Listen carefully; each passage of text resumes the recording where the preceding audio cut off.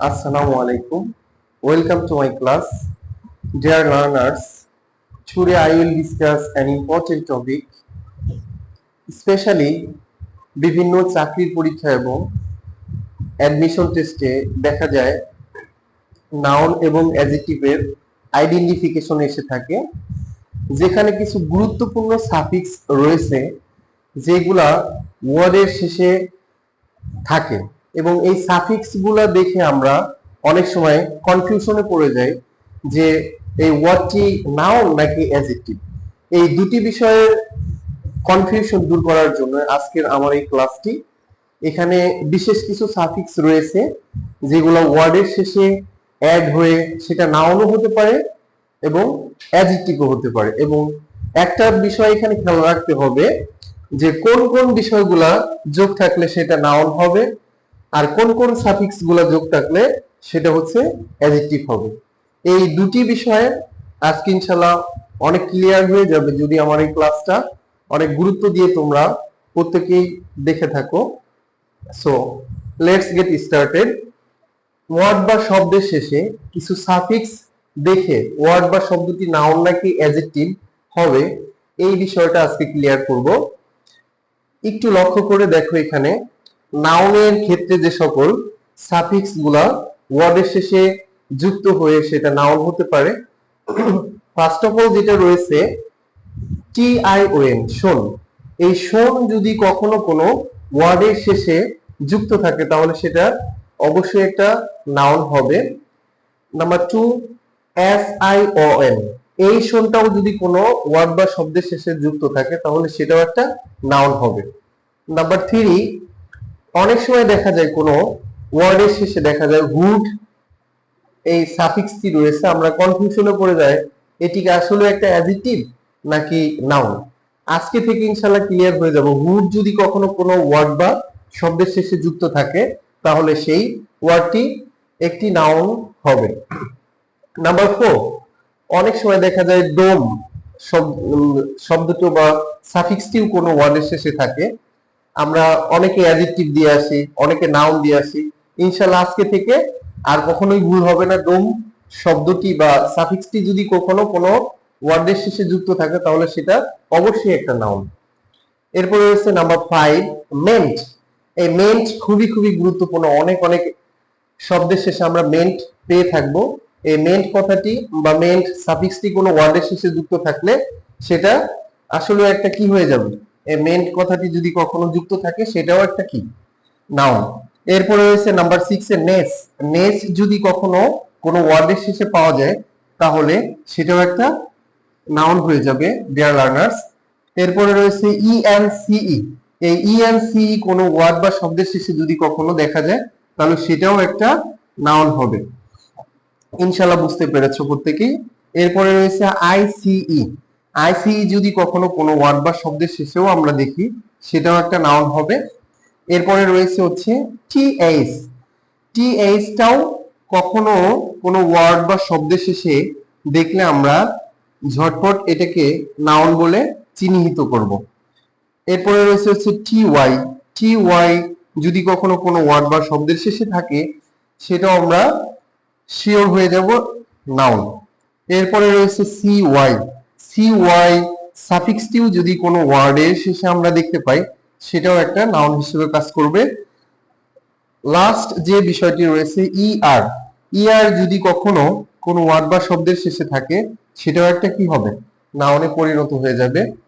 আশা করি তোমরা কিছু গুরুত্বপূর্ণ সাফিক্স দেখেছো এবং এই সাফিক্স গুলা যদি কোনো ওয়ার্ড বা শব্দের শেষে পাও আজকে থেকে ইনশাআল্লাহ অবশ্যই এটাকে নাউন হিসেবেই চিহ্নিত করবে। এরপরে আমরা চলে যাব অ্যাডজেক্টিভের কাছে। এখানে কিছু সাফিক্স আমি দিয়েছি, টোটাল 14টি সাফিক্স দিয়েছি, যেখানে তোমরা প্রত্যেকেই দেখতে পারছো সাফিক্স গুলাকে।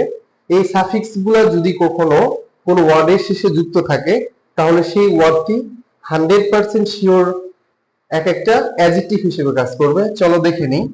এই প্রথম শব্দটা রয়েছে ফুল। ফুল যদি কখনো কোনো ওয়ার্ডের শেষে থাকে তাহলে এটা অবশ্যই একটা অ্যাডজেক্টিভ হিসেবে কাজ করবে। এরপরে রয়েছে হচ্ছে এইবল, এইবল কথাটিও যদি কখনো কোনো ওয়ার্ডের শেষে থাকে সেটা অ্যাডজেক্টিভ হিসেবে কাজ করবে।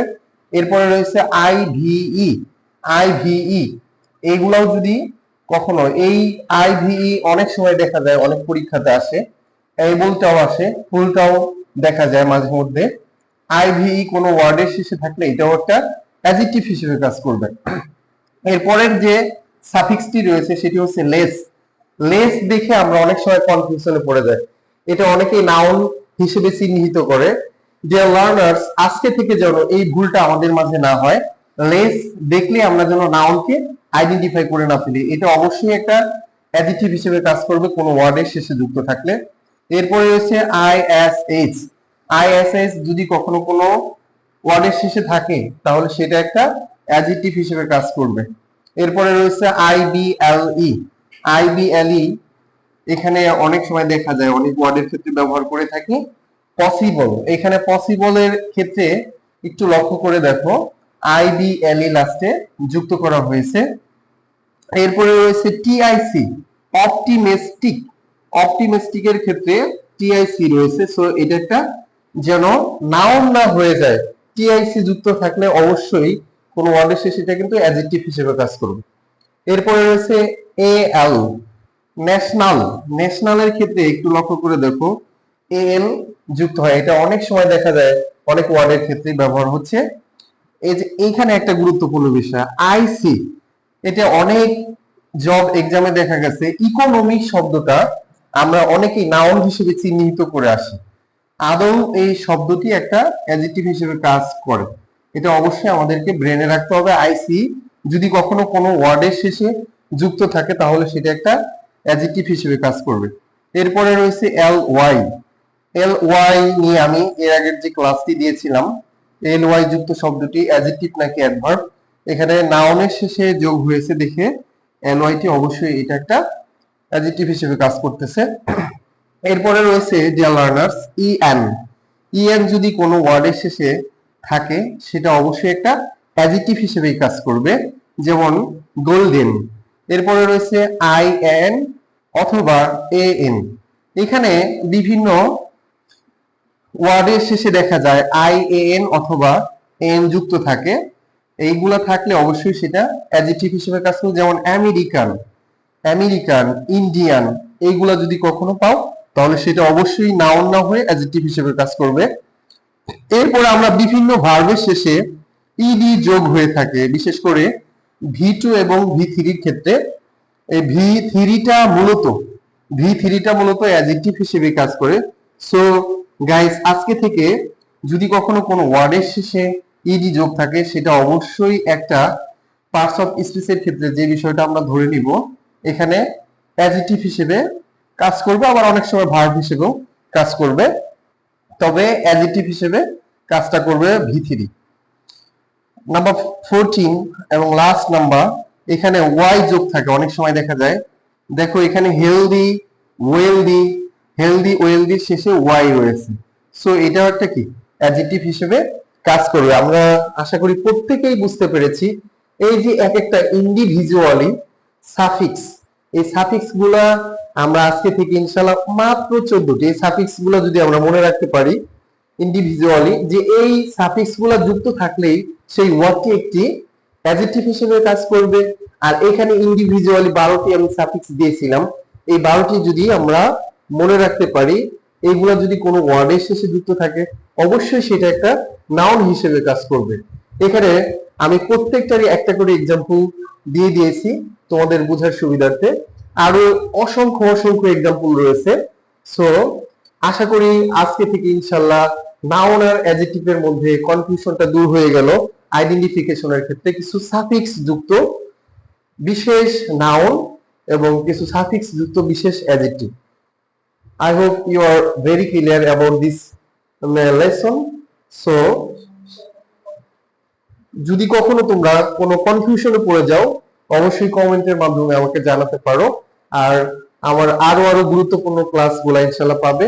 অবশ্যই তোমরা কোন ক্লাসটি চাচ্ছ কমেন্টের মাধ্যমে জানিয়ে দিবে, ইনশাআল্লাহ আমি গ্রাজুয়ালি সেই ক্লাসগুলো আপলোড দিব। ওকে, থ্যাংক ইউ ভেরি মাচ, আল্লাহ হাফেজ।